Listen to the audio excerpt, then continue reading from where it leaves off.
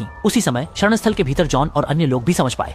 अलग सा कुछ जल्दी हुआ। कुछ ही देर में सड़क पर 10 से ज्यादा गाड़ियां दिखाई देने लगी। ऐसा लगता है कि यह बचे रहने वालों का कारवां तेजी से कहीं जा रहा था। शुरू में सबको यह थोड़ा अजीब लगा, लेकिन जब उन्होंने आखिरी गाड़ी के पीछे बहुत ही करीब आती बड़ी संख्या में ज़ॉम्बी की सेना देखी तो अचानक से सभी बेचैन हो गए। जॉन ने तुरंत सभी बचे लोगों को इकट्ठा किया और सभी से बंदूक उठाकर लड़ाई की तैयारी करने को कहा।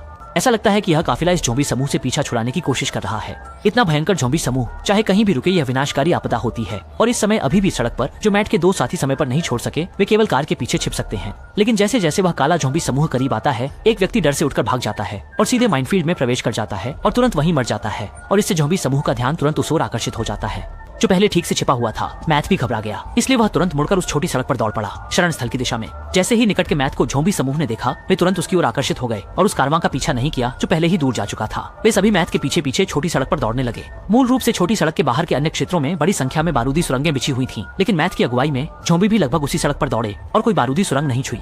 इस समय पहले से ही तैयार जॉन और अन्य लोग भी कुछ नहीं कर सके, बस बंदूक चलाकर ज़ॉम्बी को मारना पड़ा। लेकिन इस ज़ॉम्बी समूह की संख्या बहुत अधिक थी। अनुमान है कि कम से कम कुछ 1000 होंगे और शरण स्थल के पहले से उत्तम रूप से सजाए गए लैंडमाइन भी कोई असर नहीं कर पाए। ये ऐसी स्थिति थी जिसकी जॉन और अन्य को बिल्कुल भी उम्मीद नहीं थी। भले ही अपनी आंखों के सामने देख रहे थे कि मैट ज़ॉम्बी समूह को लेकर आया, पर किसी ने भी मैट को नहीं मारा क्योंकि अब पहले ही बहुत देर हो चुकी थी। जल्द ही लाशों की भीड़ के धक्के से जीवित बचे लोगों की रक्षा पंक्ति टूट गई। आखिर ये चलती फिरती लाशें हैं, थकान और दर्द से बेखबर, और दूर से एक गोली में उनके सिर पर निशाना लगाना भी मुश्किल है। केवल शरीर पर निशाना लगाकर उन्हें मार नहीं सकते। जो लोग आगे खड़े थे, उन्होंने जब पीछे हटने का एहसास किया, तब तक वे पहले ही देर हो गई। औसतन कई ज़ॉम्बी एक जीवित इंसान के लिए पागल हो उठे। बचे हुए लोग पीछे हटते हुए लड़ने लगे। लेकिन अजीब बात यह है कि ऐसा लगता है कि कोई भी भागने की कोशिश नहीं कर रहा था, बल्कि इस जगह को आखिरी दम तक बचाने का फैसला किया। जॉन ने अपने साथियों को एक के बाद एक गिरते देखा तो उसके चेहरे पर एक निराशा छा गई और मजबूरन लगता है कि इन सैनिकों को वापस लाना एक समझदारी भरा कदम नहीं था। अब इसने और अधिक लोगों को मरवा दिया है। लेकिन अगर पहली बार में ही जब ज़ॉम्बी समूह दिखाई दिया वह थोड़ा निर्णायक होते और स्नाइपर से मैट और उसके साथी को मारने के लिए कहते, तो शायद बात की स्थिति उत्पन्न नहीं होती।